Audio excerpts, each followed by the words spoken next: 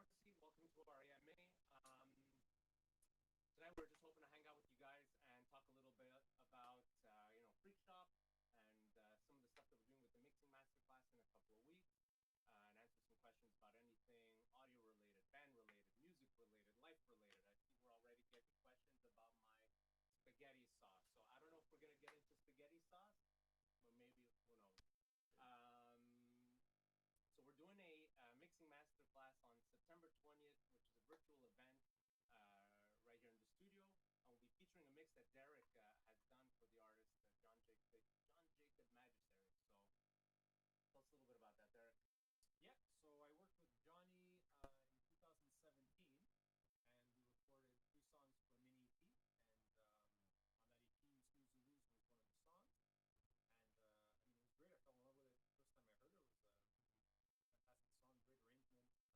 The band performed it really well. It's definitely a treat to work with them and to record this song with the 2 others that we had done during that session. And that's it. I mixed it for that release, and we're going to be picking a song that on this workshop. Show you the concepts that we're going to be discussing that day, in the real world, how they're applied in an actual mix, how everything that we're going to be discussing in terms of like technique and mix prep and philosophy and all that kind of stuff. Well, we're going to open that song and see how I applied it there. I'm going to stop you. It didn't have sound for a portion of it. Recording studio, but shit happens. Yeah, sound the mic. Anyway, so we'll start over. Dave T, Derek Horsey, welcome to Freak Shop. Tonight we just wanted to hang out and answer questions about mixing, make music. Questions on my spaghetti sauce coming in on the left. Maybe we'll avoid that. We're doing this mixing masterclass on September 20th, so kind of wanted to do something tonight, kind of like break the ice and show you guys and explain to you a little bit about that, and even just share like some audio related stuff. So, Derek, where were you? Yeah, I was just rambling about the track that we're going to be opening up for this session, for this mix seminar. It's a track called You Snooze, You Lose by John Jacob Magistery. John Jacob Magistery is call them an indie rock band from Montreal. There's all kinds of fun, like, musical influence in there. It's a little bit alternative. And anyway, we worked with them in 2017. We had them over to the studio and we recorded a 3-song mini EP called Harmony. And You Snooze, You Lose was one of the tracks on that mini EP. So it was definitely a pleasure working with the band. I mean, the first time I heard the song, I was really, I was floored. I was excited. It was a great song, great arrangement. And the band came in and they performed it really well. So I was basically just talking about that before. We're going to be opening up this track, You Snooze, You Lose, in our mix masterclass, and all the, like techniques and philosophies and tricks that we're going to be discussing with you will be applied back to this one. We're going to open this track up. I'm going to show you how I mix it from top to bottom, how the processing was done on all the individual elements. We had a bunch of different instruments in that track, and basically how I took the mix from point A to point B and delivered it to Johnny. Awesome. We got sound? Yeah, we got sound. However, sorry, guys. Keep an eye on this guy over here. Yeah. For some reason, it just keeps on going back down to off for some reason, but seems like we have sound for now. But anyway, this is our first one, so we're trying this out. We're trying to make it right. So I guess we could dip into our question basket, guys, in the chat. Just like let it rip, whatever you guys are curious about, send it through. But we did receive some questions via like Facebook and all of that. But we'll start with a question that just came in here. Hey guys, who is your biggest inspiration for drumming in your life? So that's probably maybe for me. I know Derek drums a little bit, but my favorite drummer his name is Josh Freese, LA drummer, plays on tons of like incredible rock records. Among my favorite records is Perfect Circle, and a lot of other stuff, and John Bonham as well, a drummer for Led Zeppelin. I draw a lot of inspiration from my playing style, playing feel. Musicality and dynamics and strength. He's a very like heavy, hard drummer, and I kind of like gravitate towards that. When I was younger, I was really into Chad Smith, and he's the drummer for the Chili Peppers, and and a whole bunch of other drummers. But I mean, I think those are the first like couple that kind of come to mind. Derek drums. I drum. I mean, I've been drumming over the last couple of years, not as long as Dave, but I mean, I love the instrument. I love recording the instrument, and I love playing the instrument. It's a lot of fun. I wish I played more. But I mean, I've loved a million drummers over the years. I mean, I was just thinking of Ginger Baker as one. There's a time that I really enjoyed listening to Carter Beauford and Chad Smith, like they've said. I mean, there's so many, classic, amazing drummers. Elvin Jones, like a big jazz fan for a while. And just so many great drummers. I don't know. Hello to Roxanne, to PY, Angelica, Tom. PY is asking me to describe Josh Freese's business card. So when we were out in Vancouver to record some stuff with The Damn Truth, there was a business card pinned on the bulletin board of the studio, the Warehouse Studio, and it was Josh Freese's business card. So his business card just says unlisted, no phone number, no email address, no contact info for drummer to hire, Josh Freese, unlisted. Thought that was very, very, very cool. I guess he's getting like more than enough work. Doesn't really need to get phoned up. All right, so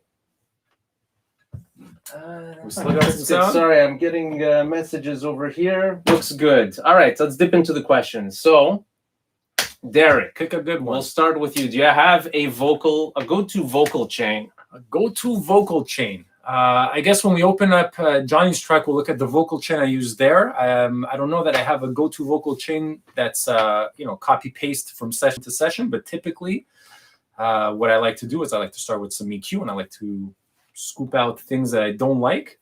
Then I usually like to de-es. It's more corrective stuff off the top, and then later on, I'll put stuff that accentuates the sound more. So like corrective stuff like EQ and de-essing usually come at the top. And then after that, I'll probably put some kind of harmonic saturation if needed.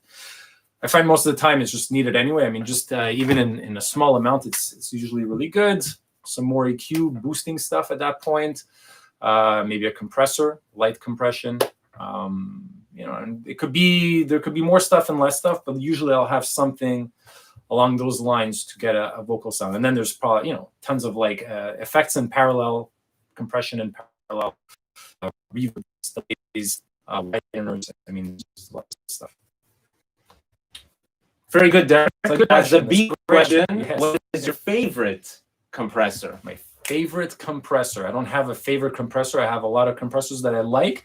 It's hard to pick a favorite because they all do something different. And depending on what you need, at that point of the mix, I mean, if you're looking for something fast, something slow, something very aggressive, something very mild, I mean, different stuff's going to be required. But I think the one compressor, I don't know, it's hard to say my favorite, but the one that I use most often than not, if it was if I could only choose one to work with, I'd probably work with an 1176 or an 1176 style compressor. I find it's the most versatile of the compressors. It's incredibly easy to use. I don't have to think too much. I usually just set it up the same way, give or take, and it sounds great. So, I mean, that's always my starting point. And so I'll go with 1176. I would say the same thing. I like the 1176 as well, pretty much like across the board. It's great for rock, and it has an aggressive sound, and it's very biting, and it's very, very, very energizing to a source, like a guitar or vocal. It just gives it teeth and attack and bite and brings it front. And I think that's a good one.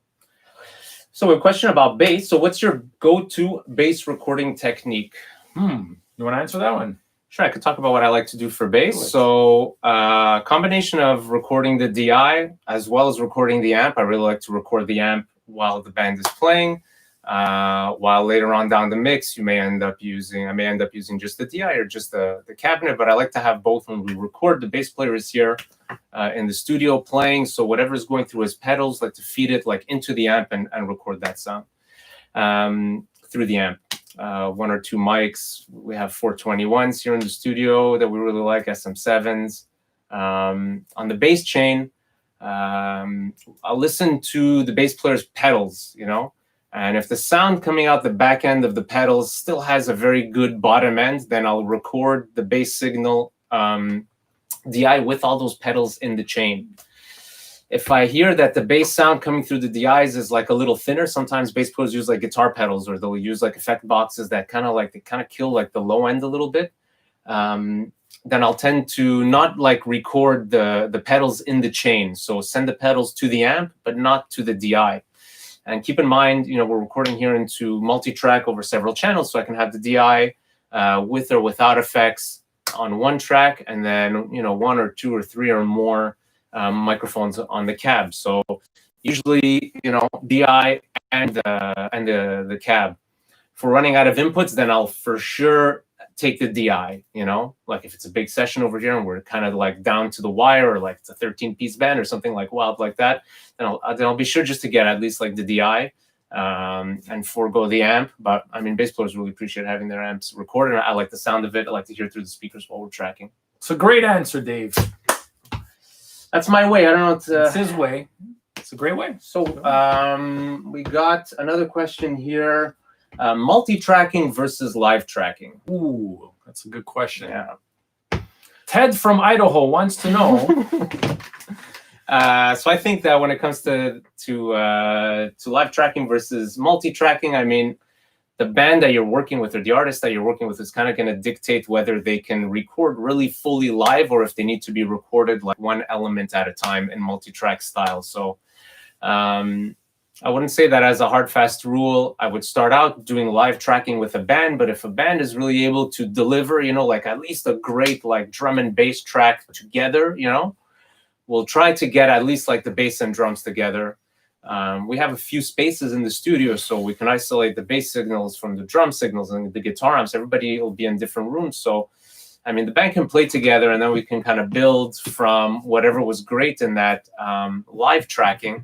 But I think invariably, like on most productions, you'll end up kind of building from the drums, But I'd like to try to get the band to play live and capture some sort of a cohesive feel or a cohesive moment, when people are playing together, it feels different from when they're playing to a click. They tend to play more intuitively, I find, or they tend to play more based on feel. So for some styles, that's the right way to go. And for other styles, I mean, you want that kind of like more rigid, I guess, kind of like multi-tracked feel, possibly more produced, is it the result of the multi-track thing? I don't know if you would say. The genre will call for what, like the production style and choice is going to be.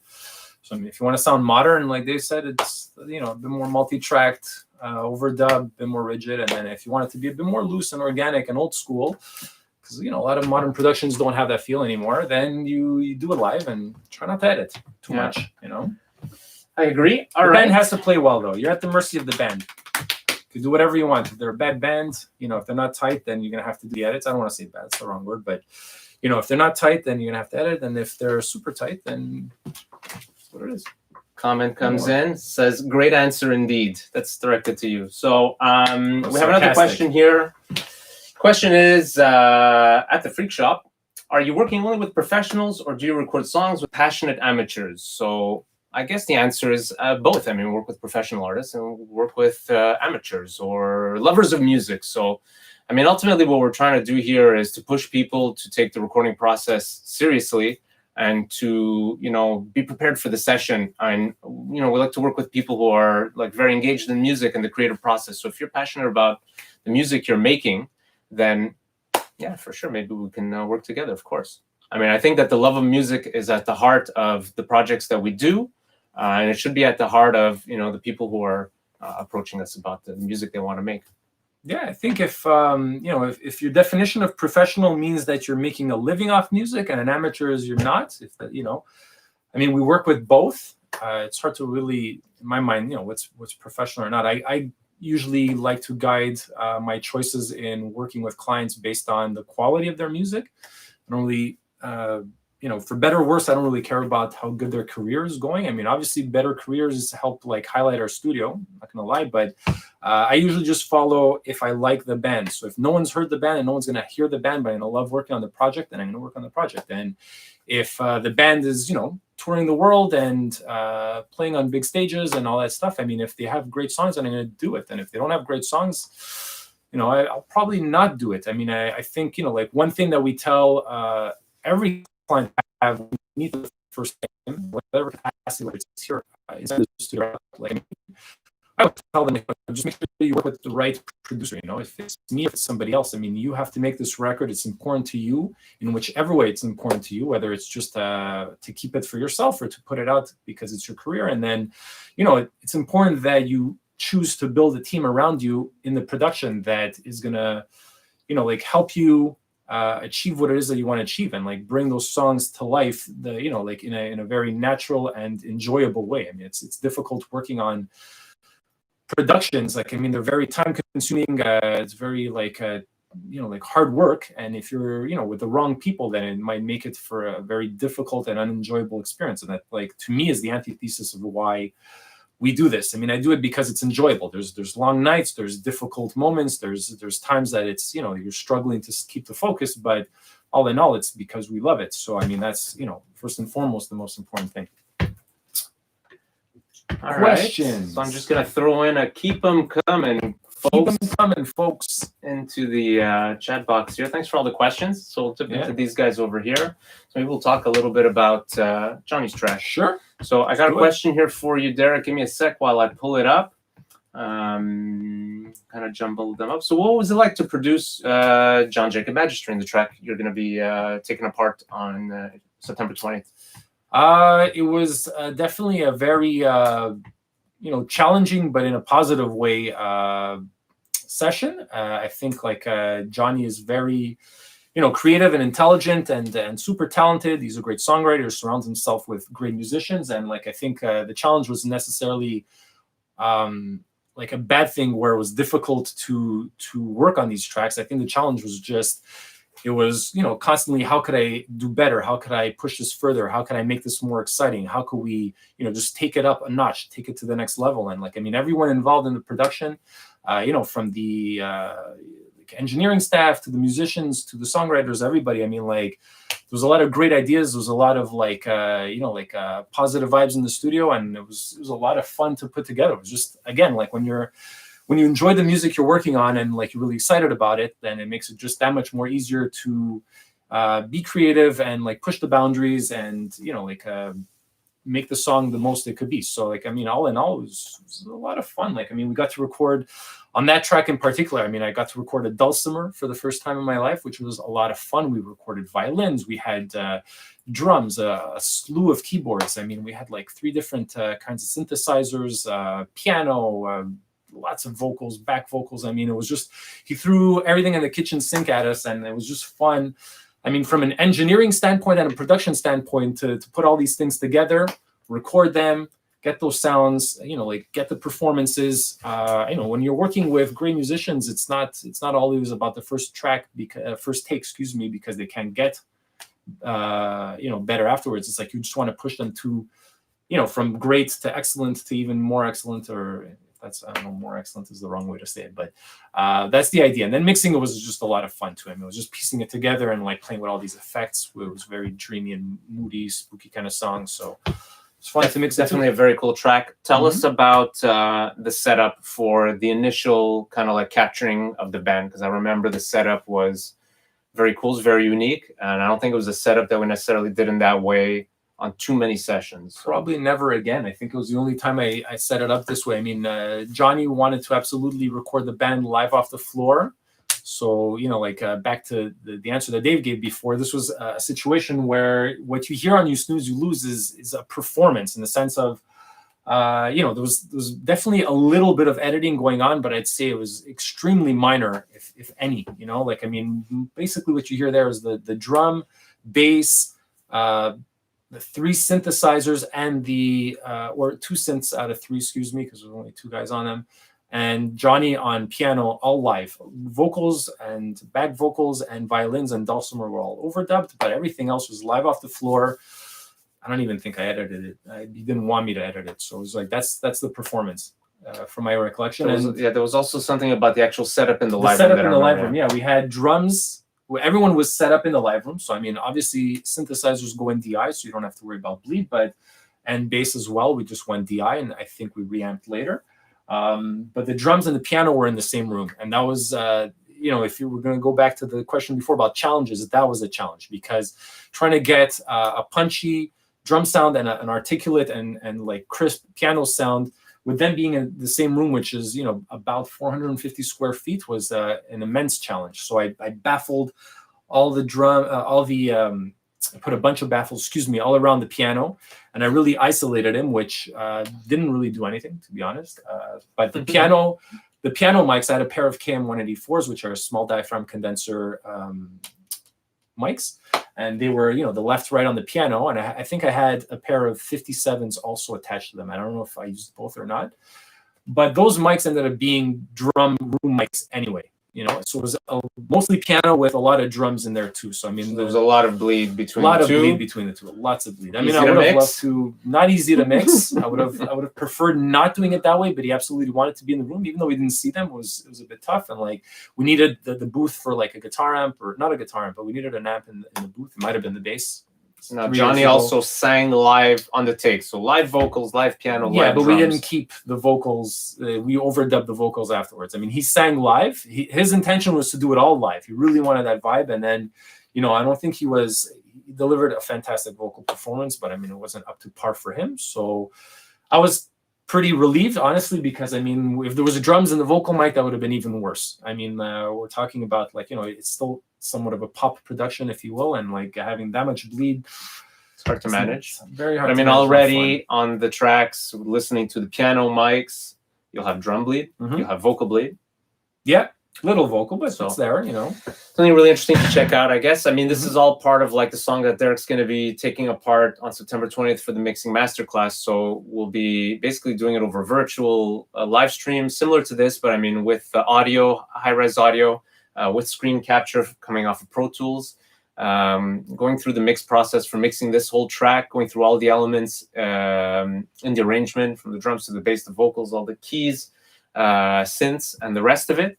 But in addition to just kind of pulling apart a song, Derek and I will be talking about our mix templates and just the process that we go through to kind of like mix a little easier, mix a little quicker, mix a little more sure, mix a little more focused. I know for a long time for myself, there was a strong challenge in just pushing in a direction when it came time to mix, or like finding difficulty reaching an endpoint to a mix, or just getting it to where you're happy with the sound and whatnot. And like over the years, just kind of learned a lot of tricks and gotten a lot of practice. So September 20th is going to be a great opportunity to learn like in depth about that. But I mean, we're here now, so if you guys do have any questions about mixing, fire away, please. Our mic is still going. Thank you, Derek. I hope so. So let's dip into another one here. What's your favorite EQ to get a big low end?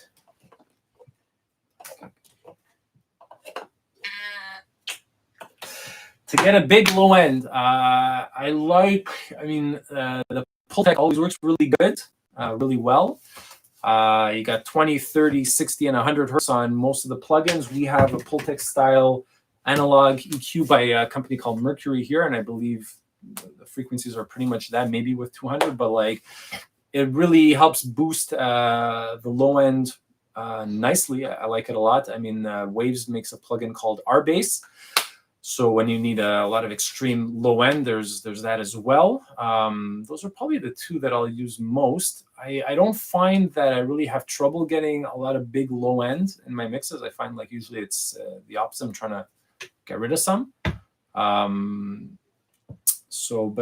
mean those two plugins or analog pieces are fantastic.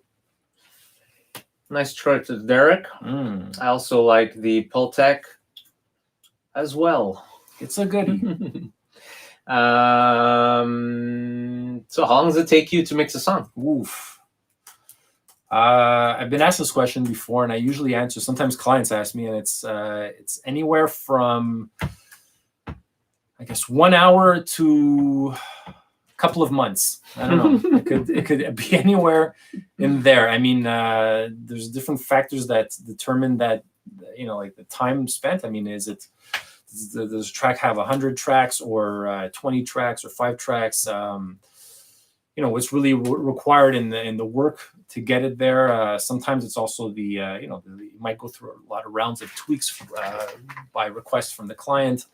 But I mean, on a typical, if you're going to talk about a standard pop production, just give me drums, bass, guitars, keys, vocals, back vocals, and it's a 3-4 minute song. Again, if it's a 7-minute song or a 1.5 minute song, they're a bit more rare, but it'll take a bit less or more time.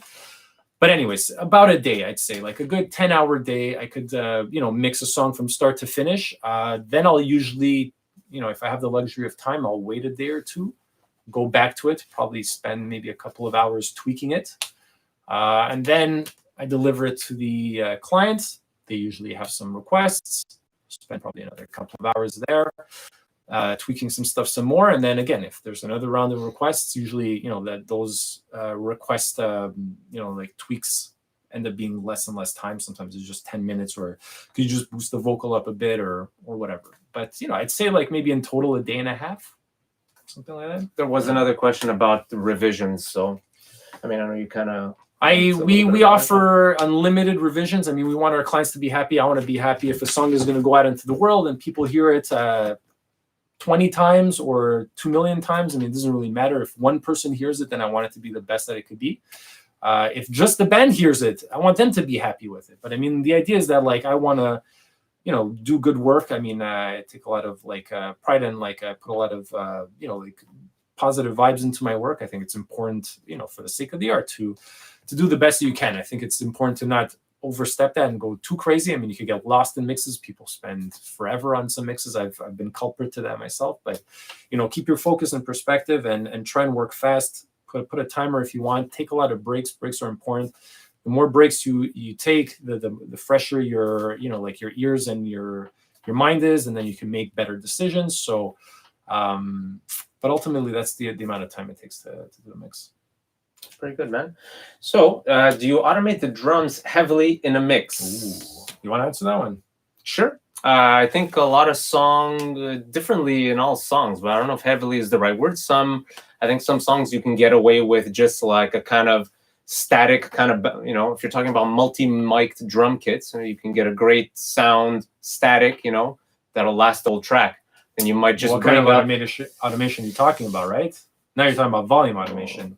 Yeah, so I mean, you can get away with no automation sometimes with just like a great balance of tracks. But sometimes on a track, for example, you might want to bring room mics down when the drummer's ripping on the ride, or there's a section in a song where he's got a nice little hi-hat part, and you want to bring that hi-hat out. So definitely automating certain sections of the drum kit for certain sections of the song is like not out of place, or you might want to mute like whole sections of your drum tracks in certain places if they really have no value to the part. So I don't know, if there's a tom part really just in the intro of a song and the rest of the song you really don't need those toms, then you can dump them in some situations. That's good too. But I like to automate kind of like the sum of the drums. All of my drums usually go to a bus, and I'll label that like my drum bus. And I can automate that drum bus up and down. So at a minimum, it's like when the energy of a song picks up, and the drums will pick up with that energy of the song and like, boost it for that chorus or boost it for that solo or whatever it is. I also like often have elements of the drums like coming up on parallel channels. So if I want to send, I don't know, for example, a bunch of the close mics, like snare top, tom top, floor tom top, kick in, like send those to a bus so they appear together on a track. I can really like play with like the attack of like those drums for certain parts of the songs, or pull it out altogether. So I think your creativity is going to dictate what you want to do, but also problem solving will dictate what you want to do. If like, again, I said something about the cymbals before. If the cymbals are just like way too out of control in a section, then, while I'm sitting in front of the computer mixing this song for 10 hours, it's like every time that section comes around, it's just going to hit me in the face every single time. So I'll usually just try to address it and move on, pull those cymbals down or get it to a point where they're not in the way. You can automate EQ, you can automate your effects, you can automate your volumes, you can automate your pans, you can really do a lot. And I think anything that comes to your mind creatively, I'll do. And again, like, looking at the problems in a song or looking at the problems in that drum kit to kind of deal with it. Yeah, I mean, the part has to sound right. So, I mean, if it doesn't require any automation and it sounds right, then leave it. And if it requires a lot, then do it. I mean, typically when I'm mixing, like I'm constantly automating. I mean, drums, any instrument, all instruments. But like if you're talking about drums, like Dave said, a lot of the times it's changing the levels or the balance of the drums with close mics and far mics and how much or how little I want, and that gives a lot of energy to a song. Like sometimes you just want really like tight, like dry drums, and sometimes you want them to explode in a section and add more room. Sometimes you want them to go from mono to stereo. So I mean, everything Dave highlighted, like 100%. Like I mean, effects. I'll do a lot of effect automation, bringing in saturation, taking it out, boosting like EQ, values, and then bringing them down. Like the amount of compression, like it could be more or less. I mean, it's endless. I mean, that's the fun part. I think also there's like an instance where you get songs where it's almost like there's two different songs within the song. It's like a ballady first half and then like a big epic ending or something like that. And then you really need to almost like construct like two different drum sounds or two different tones on an instrument to really suit the different parts. With like that happens often with bass and with drums. So I mean, the tools are there. So I say automate, do it. Do you mix differently if a piece of music will live exclusively on YouTube or Instagram? Pretty interesting question. It's a good one. Who asked that? Do you mind? Am I allowed? Everything after 0. It's a great question. After 0. Yes and no. I don't know. It's I do. You take it. Well, listen, honestly, I don't think I've ever been really crafted with the responsibility of needing to mix something like exclusively for Instagram, for example. But I mean, there's some considerations if we've done some live sessions that only live on YouTube, I guess. I guess so. I mean, I'm thinking about like what people will play through their phone, like just on like the speaker. They'll be on Instagram or they'll be on Facebook. And a lot of that comes out in mono. So when you got your, the guy's listening to your work on the phone, he's not listening through the guy. The guy. Sometimes girls listen to our music too. You just listen. The guy's just listening through the speaker of the phone. So everything is kind of coming out in mono. So I don't think necessarily I'll mix in mono for the phone or mix in mono for YouTube or mix. But, when I mix, I do spend a lot of time listening to the mix in mono. So that's basically how your mix is going to sound through a TV. It's how it's going to sound coming out of an iPhone if it's uploaded to Instagram. A lot of times, like we deliver music to artists and they put it up on Facebook, and lo and behold, I don't know what button they clicked, but it's in mono and it's super low res, Yeah. So, I mean, the consideration for me is to try to make sure that it sounds good in mono. Often in mono, things like guitars and synths and things that are like spread out wide, they tend to disappear when collapsed into mono. Collapsed into mono just basically means the left and right speaker, the left and right signal appear on the same speaker. So they kind of combine and you get a lot of phase cancellation, comb filtering, and whatever is panned out wide tends to lose its distinction and definition. So I'll spend a lot of time listening in mono just to make sure that it's like those panned elements, when they're combined, there's a way to EQ them so that they kind of cut through a little bit better. If your elements in both speakers sound too similar, often when they come together in mono, they'll cancel each other out. So I like to kind of make things a little different on the left than they do on the right. So again, when they come together in mono, they have a little bit of space for each other. Now, I don't think you're necessarily mixing specifically for a format in that way. I think you're mixing smart so that wherever it plays, kind of sounds good or as good as it can. I mean, a mix should be a mix, and like nowadays you have to consider like where people are going to listen to it because like Dave said, like whether it's an album cut.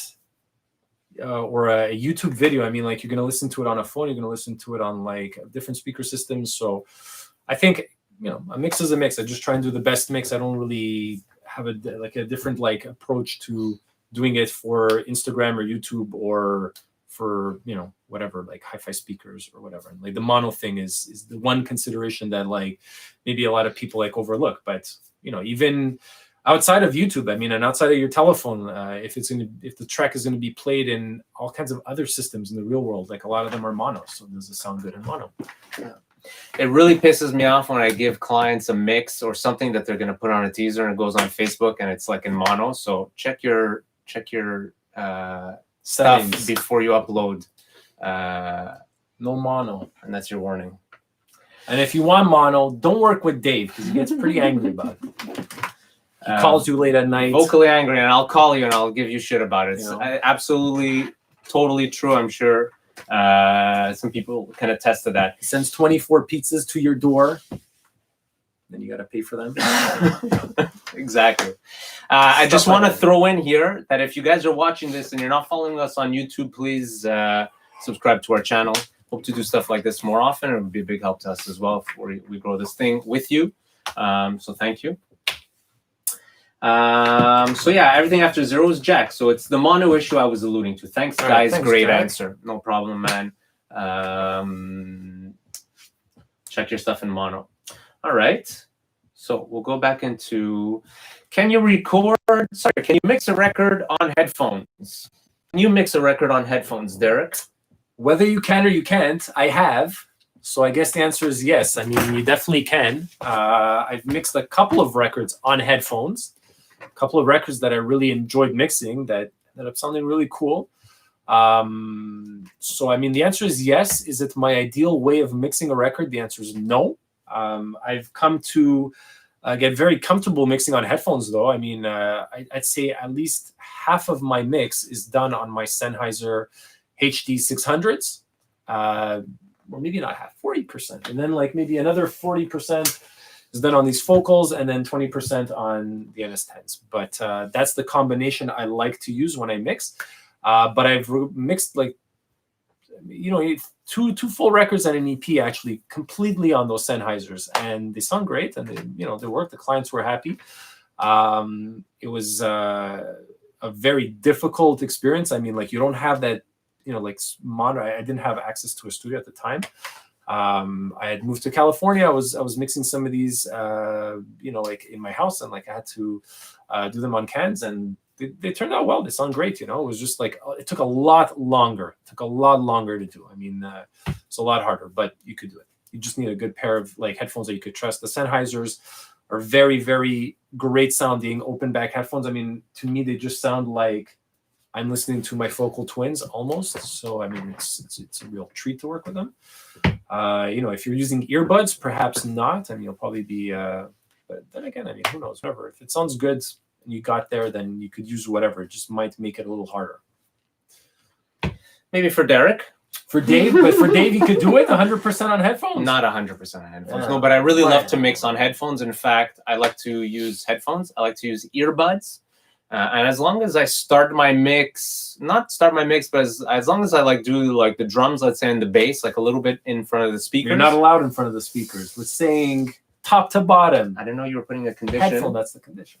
So I think that you can definitely mix on headphones if you're using great references or you're using your reference material well. And what I mean by reference material well is kind of like taking the time while you're mixing to listen to, for example, the song which inspired the song you're mixing, or the song which is inspiring your mix. So, if I'm mixing a track for an artist, I'll always try to get some references from the artist sonically for just the feel, and then also for elements within that mix, like what kind of vocal effects you like, what kind of like a drum sound you like, that type of thing. So if you can't rely on, if you can only rely on your headphones, then what you can also do is like rely on your kind of like your muscle memory, by checking out a reference, listening to your mix, tweaking, going back to that reference, coming back, tweaking a little more. I find that I do that a lot when I mix. It's like, there's even been instances where I mix with a timer, 10-minute timer, and every 10 minutes, get back to the reference and just kind of like reset that kind of like muscle memory of the ear to the brain. When you're mixing, it's kind of like, you can travel down kind of like dark paths for long periods of time, and your brain kind of gets like a little bit lost in the process. Start to feel like what's coming out of the headphones sounds good, but maybe a little bit off. So it's good to kind of like reset that ear and reset your mind and check out like the reference and come back to it. That way you can know if your bottom end is right, or the panning, or the whatever, the front to back, whatever element it is that you're kind of working on. But I mean, for headphones, I really, really, really, it's been about a year. I started mixing also with earbuds, and I really love mixing with earbuds. And I know that's not too common. I mean, I know that a lot of people don't want to hear it. I prefer mixing on headphones. I definitely do have a preference. I just like that it's in my head. It's not in the room. It's right there. But I'll take the reference thing further. The reference, whether you're mixing on headphones or speakers, you should always have that reference. I don't think it makes any difference if you're on one system or another. But I think what Dave was alluding to is just like, like understanding how that reference works in that system. So like, I mean, If you're working in a new studio for the first time, if you just got a fresh pair of speakers, if you got a pair of headphones and you want to learn the frequency response of that headphone, then it's good to have a song or a couple of songs too that, you know, like aren't necessarily even part of that production, but you just know them well. You've heard the, you know, like pick your favorite song, listen to it in a car, listen to it on earbuds, listen to it on better headphones, listen to it on 2 or 3 speakers, listen to it at your friend's house, listen to it on your computer, listen to it on your phone, and listen to that same song and see how every system will make that song sound a little different. The low end response is going to be a bit different. The vocal placement is going to be a bit different of that same song. But then you learn, okay, in this system, this is how the vocals, you know, like are placed, and you're going to run that through a bunch of different songs, and you're going to learn how those headphones, or you're going to learn what they're telling you, you know, because it might sound good to you, but if the headphones, you know, if that's not the way they're built, then you're just going to be doing things like a little off balance on speakers, on headphones, whatever. Let me just check this thing real quick. Can you just hop there? I just want to see if the mic is still going. Thanks, guys, for all the questions. This is, by the way, a lot of fun. It's going. Really appreciate everyone who's hanging out with us and throwing in the questions. We have another question here in the chat. Who are your top 3 inspirations? Just inspirations. Dave T, my parents, and Dave T again. I don't know. No, that's a bad answer, but you answer first and I'll... I mean, for the matter at hand, I'm not too sure. I mean, you know, a lot of the inspiration comes from music, you know, different artists that kind of like inspire thoughts and inspire kind of like creative journeys in the studio, you know. I mean, when we come in here and we work with an artist, it's kind of like the musical library in my head inspires this, you know, inspires the pedal, inspires the, you know. So I don't know if I can necessarily say that that's a top inspiration, but I mean, that whole musical library is very hard to like narrow down to like, you know, specific things. You know, when I pull up stuff to mix, you know, I have a lot of reference material that I'm taking from mix engineer Chad Blake, who was a great inspiration for me for mixing in terms of getting like really great sounds. I always pull up the Nirvana Nevermind record as a reference, who was mixed by Andy Wallace, you know. So I think for like kind of like mixing and that type of stuff, I'm often listening to those two things for a lot of the mixes, you know, just for like that punch and the low end. I mean, I don't know if that's necessarily an inspiration. You know, okay, so I'll take a mixer. I mean, there's so many. A lot of the ones that Dave mentioned are great. I went through points where I enjoyed a lot of Rich Costi mixes, so I'll pick him as my mixer. But I mean, there's a million great mixers. You know, in terms of production, it's kind of like a, you know, like an obvious answer, but Rick Rubin is definitely, you know, a great producer. I love Rick Rubin. And then in terms of I'm a guitar player, so I'll pick a guitar player. I'll pick Jimi Hendrix. I mean, I love Jimi Hendrix. Who doesn't love Jimi Hendrix? So those are 3 mixer, you know, producer, musician influences. And then you know, like Dave said, like there's so many things that like are part of, you know, your own being that influence and inspire the work that you're doing. And it's not always music related too. I mean, like sometimes you're inspired by like poetry or you know, like people in your life, or you know, like different forms of art. Like, I mean, there's so much inspiration. The life that you're living, I mean, there's everything like molds you into something and like puts you in a state of mind at that moment when you're creating. So I mean, there's inspiration. The world is full of inspiration. So it's all over the place. Thank you, Derek. So really good question coming in here. So I'll fire that off at you because I think maybe you can relate to it slightly, but you know. So tips for an artist who wants to record at home and how you to mix the track. And hire me to mix the track. Yeah. Okay. So I think there's like several elements at play here. I mean, the person is recording at home, doing the production themselves, I presume. So yeah, I think, you know, like before anything else, performance is always the most important thing. Whether you're in a you know, like expensive recording studio or if you're in like your bedroom, just get a great performance. If you're recording vocals, I'd rather hear a bit more of a lo-fi quality into the recording in terms of like the technical part of it, but an amazing kick-ass vocal performance. I mean, that's just a lot more important, right? So you're at home, first and foremost, make sure you got the performance. If it's an instrument or it's a vocal or whatever, just get the best performance possible, you know? And then after that, I mean, try and treat your room, your acoustic space as best as you can. I mean, if you know a little bit about room acoustics, obviously, if you have a lot of reflective surfaces, then it's going to make it sound a lot more reverberated.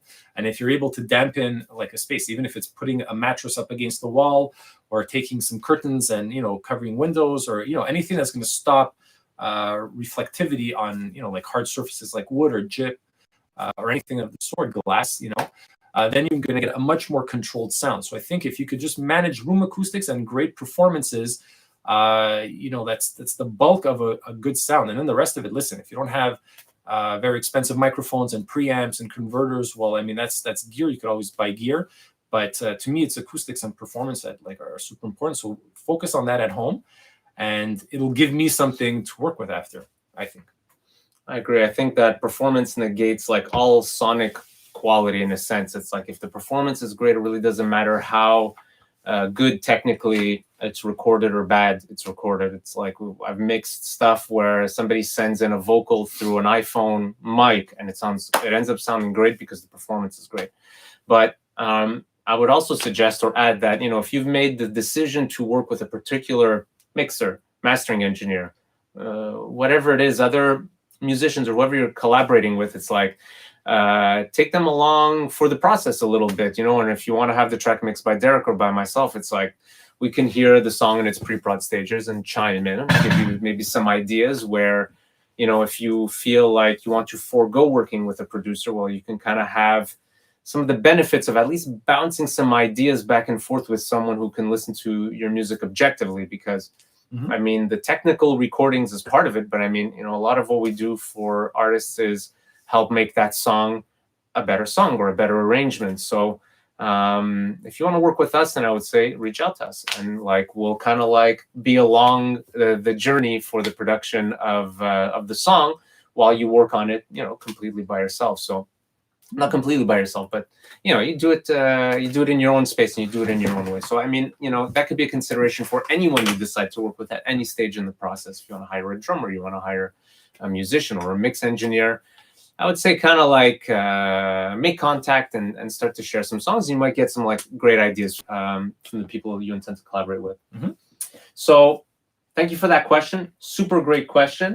It's at home and how to mix their track. I guess, I mean, you know, just to finish that thought, it's like, you know, I mean, if there's anything you can do to clean up the tracks or cut things out that ultimately you don't want to end up in the mix down the line, noises or that type of thing, you know, really good labeling is really, really, really a nice treat to receive tracks that are kind of like organized. Anyway, I think when, you know, like I also try and articulate this to like clients. So whether it's, you know, like, I mean, in a situation like this, it's definitely very pertinent, right? So there's a difference between mixing a song and editing a song, right? So sending a song and mastering a song, like, you know, sometimes these lines are blurred. People don't know the difference between mastering, mixing, and editing. So if you send me a track that's, you know, not labeled and it's not edited and, you know, all the performances are a little all over the place and all the noises still in the tracks and has to be cleaned and edited, and, you know, it's not really mixing. That's called editing, you know. So like all that stuff, like they've said, should be done. Like, you know, if you want me to mix the song, you know, I could edit it too. Make me happy to edit. It's like definitely, to be honest, not my most favorite thing to do, but I mean, it's part of the job and it's an incredibly crucial thing to do. So I love doing it for the sake of, you know, outside of the tediousness of it, it's what really gets a song sounding like a big time stellar pop production, and it's like a super important part of the process. So, you know, whether you do that or you have us do it, it's like these are that important things. So it's like, I mean, if you want us to mix a track for you, then edit it really well. It'll just give us more time to focus on the mix and less time focusing on correcting, you know, like noises and mistakes that you could be doing yourself. So another question here, quickly, Strat or SG? Who asked that one? P-Wiz. PY. Both. Ooh. No, I mean, Strat for me, it's my favorite guitar. It'll always be my favorite guitar. It doesn't even have to sound the best. It's just really, you know, when I was a kid, I think the first electric guitar I saw was a Strat, so that was it. It doesn't matter. sound horrible, but it's burned in my mind. So Strats. And then like, I mean, a lot of my favorite guitar players growing up, David Gilmour, Jimi Hendrix, John Frusciante, Eric Clapton, like were really big Strat players, you know, almost exclusively Strat players. So to me, it's a Strat, and you know, like there's probably a million better sounding guitars. I don't know. It just feels like a guitar. That's how a guitar should feel to me. Great answer. Strat. Okay. So when starting a mix, Starburst. The red ones don't sound as good as the Sunburst. Excuse me. The red ones don't sound as good as the Sunburst. The my answer would have been when I play drums. The cream take ones two are Strats. Yeah, and just smash the drum kits with the Strats. Because Dave hates Strats. And then go play an SG. He's a Telly guy. All right, Derek. So when starting a mix, what do you focus on first? Usually it's drums. Sometimes it's vocals. I mean, it depends on the style of music. I think it also depends on the song. It's like, what's the most important element in that song, right? So if like the song revolves around the bass guitar, then I'd start with the bass. I mean, if that's the focal point of the bass, the track, then like I'll start there. If it's really like a vocal, folk song, I mean, almost all the times they are. Then I'll start with the vocal, but I like to lay the foundation. Typically, I'd say like more often than not with the drums, get a really good drum sound. The rhythm of the song, like is always to me like the second most important to the vocal. But I mean, without the rhythm, then you don't have anything that's really supporting that vocal. So I start with that. I make it, punchy, big. I kind of create like a space for everybody else to sit in. What kind of a drum sound you get dictates like the space that like everything else lives in, and then I'll build my way up: bass, guitars, keys, whatever, vocal. But I'm typically going, if I do drums, then I'll bring in the vocal and see drum vocal, and then I'll add the bass and then drum bass vocal, and then the guitars, drum bass guitar vocal. So make sure that's always working. I know different. Somewhat different, but similar. I mean, I think the convention is to start with like drums, or at least to start with like kick drum, or I tend to think of whatever the element in the mix is. That's not like the most important element, but more like the anchor. So whatever is kind of like the rock in the mix, whatever is going to kind of like be there the whole way through and kind of set the kind of the pace or the dynamic of the song and like build around that. So oftentimes it's a kick and snare, or the bass, or if there's no drums, it's a percussion or a main keyboard. It's whatever the element is that's kind of like the meat of the song dynamically, What's driving the song, right? Yeah, I mean, not necessarily driving your attention, but what is kind of like really building what's at the foundation of the musical piece. I don't know if that's like a really fantastic answer, but I mean, in most songs, it's going to be like the kick and the bass. So I mean, I'll start my mix by working on the drums, trying to get at least like a kick and snare and bass, guitar or synth or whatever to really make that song have like a really good bottom end and a great like dynamic, so that it's like the song has like when it's coming out of the speakers, just to have a point that sticks, in the mix. It doesn't always dip too far back. It doesn't like come too far front. It's like find that real good like anchor point in the mix. And one of my weaknesses is that like later down the line, when it comes down to like all the little forgotten elements of the mix, I'll try, my thing lately is to try to get to those first. So like once like drums and bass is kind of there, I'll jump to vocals, or I'll jump to percussion, or I'll jump to a little overdub, and make sure that that little thing that it's like when I get to the end of the mix and I'm running out of time and there's 2 minutes left in the day, I try to get to those really early lately. That's just something I've been doing. Like Strat guitars. If you played a Strat in your mix, you know that Dave's going to almost forget about putting it in because he just muted it.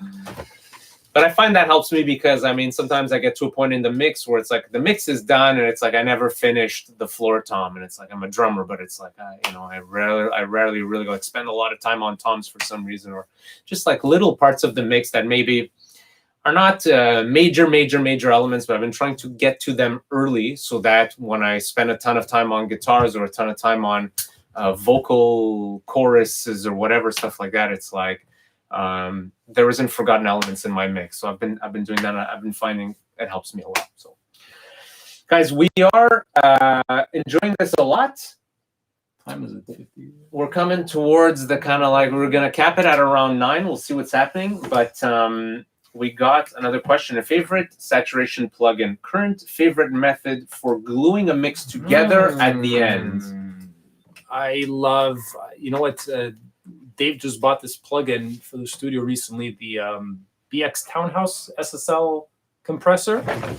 I mean, I've used a million. I was just thinking about it today. I was like, I have to tell Dave how much I love this compressor. It just sounds amazing. It just glues everything just the way it has to. Like, I mean, we've used Waves, we've used Universal Audio. I don't know if we've used other plugins that emulate the SSL, but there's other ones. There's other ones. The ones that I've used. We have Impact, and we have. But like this one just glues, really nicely. Like I mean, a lot of that glue stuff is master bus processing. So hang on, I'll say it one more time. Derek said the BX Townhouse. That's a plugin alliance plugin, but it's an emulation of like a type of SSL bus compressor. Super common, probably 90% of the two that I use a lot. The Lo-Fi plugin, which is stock with Pro Tools. If you're not Pro Tools user, then you don't have it. But if you do use Pro Tools, they have a plugin called Lo-Fi that I love. I love it. I don't know what it is. I just love it. I never use it. Love it, Dave. That's why my mixes sound a bit better than yours. You use the Lo-Fi, man. I tell them all the time. Something like that. I really like Decapitator saturation. Yeah, it's really good to just bring with the drive knob. It just brings stuff front towards you. I like Radiator that by Soundtoys is another good one that I like. But I mean, most of the time I pull up Decapitator, and I also use the blue guy HG2, another plugin alliance plugin, which sounds really good. And Derek mentioned the BX Townhouse, so I think that's a great one as well. All right. Do you prefer recording drums with a lot of mics, or to use a simpler, more sparse setup? That's a good question as well. I'll talk about John Jacob Magistry because it was a really fun setup. So we used a single kick mic. I can't remember exactly which one. I'm sorry. We have a picture, so maybe we could post it in the comments later or something. But like, there was one mic on the snare, one mic on the tom, rack tom, one mic on the floor tom, so 4 mics. We had a mono overhead, which was an R84, which is a ribbon mic, and that was it. And then we had the pair of KM184s, the pencil mics that were pointing at a piano, which was blocking the drums essentially with a bunch of gobos and like packaging blankets around the piano to isolate it. But they acted as kind of room mics, so I'll call those drum room mics, and that was the drum setup for this track. I've had success with 2 mics, a mono overhead and a kick drum mic. And recently, I've been loving putting up 16 mics. I just had a session a couple of sessions a couple of weeks ago, and both times, I mean, it was, all dressed, kick in, kick out, sub kick, snare top, snare bottom, rack tom, floor tom, hi-hats, so overhead left, center, right, room left, right, mono room. There's Dave talked about Chad Blake. He uses something called a bone mic. If you don't know what that is, just try and find Chad Blake bone mic. It's probably YouTube videos about it. I personally like that mic too. It's great. I mean, you could put effect mics on the floor. You could use any number of different setups. I think again, like anything else, the production is always going to call for the setup you use. If the production calls for a 2 mic setup, use a 2 mic setup. If the production calls for a 16 mic setup, use a 16 mic setup. And the more you work in production, the more you gain experience and listen to different records and read up on how they were recorded and talk to other engineers and just practice on your own, experience on your own. You'll know at the time what the right setup is, right? If you're referencing, again, like Dave said before, this record, and then you're going to say, okay, well, this record was recorded this way in this studio, this kind of room with these kind of mics, this many mics, then you could compare that to another recording which was done in another way, in another type of room with another amount of mics. And there's plenty of information on the internet. You could find out all that kind of stuff, and then you'll make those right choices when it's time to record. So anything and everything, I should say. It's really so many great setups. I find that the better the drummer is, the less mics you can actually get away with. So get away with what I mean is, you're really playing, if you're recording a phenomenal the more drummer, mics you need, the more money you have to spend, right? So that too. But if you're working with a great drummer who can balance themselves very well, or who plays the hi-hat and kick and snare at the appropriate, not at the appropriate, but I mean that balance between the elements, if he can deliver that balance for you, then you can probably get away with one mic or two mics or three mics. So well placed, strategically placed. Yeah, Dave's talking about the balance. If he could actually, it's like, imagine faders. If he could play dynamically the hi-hats and the snare so that they're mixed properly for the mic, right? Yeah. The mic gets that one mix, then you don't need two faders to balance them, because the drummer did that for you. Yeah. And then, I mean, if you're working with a drummer who is kind of a little, I don't know, his left hand's a little weak and he needs a bit more snare, then, I mean, having that mic there can help accentuate that. Having those mics on the toms, or having the mics, spot mics on cymbals, can be really beneficial to bring out that element that he is not really bringing out so well, on his own. So, but it's not to blame drummers all the time either, because sometimes, again, depending on the style of music, you're just going to need to smash the crash, and like, even if you're getting a good balance, just the nature of the drums in the room and everything, like, it's not only about how well the drummer could balance it, but also like the way the instrument is interacting in the room and all that kind of stuff. So sometimes you need to supplement that, or again, the production. Maybe I want an excessive amount of something that like the drummer can't possibly do naturally, so like you're gonna have to do it with multiple mics. Thanks, man. So comment here, very informative. Thank you very much for this AMA. You're welcome. This was a lot of fun to do. So just want to reiterate again to everybody who joined us today, we're hosting our mixing masterclass on September 20th. Similar vibe to this, though, again, we'll have a high-res sound coming out of Pro Tools, so you can hear all of the audio that we're talking about, and you can hear the examples. We'll be taking you through a mix that Derek delivered for John Jacob Magistry's track. The song is called You Snooze, You Lose. So we're getting into some of this minimalist drum miking that Derek is talking about, acoustic piano, electric bass, a trio of synths, live vocals, violin, dulcimer.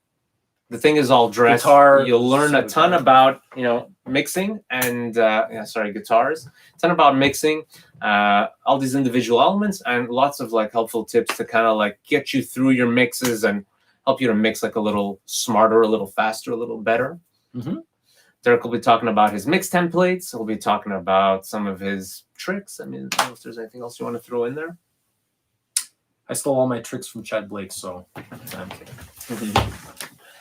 The question here is your masterclass going to be available for someone who is busy at the time? It's a really good question.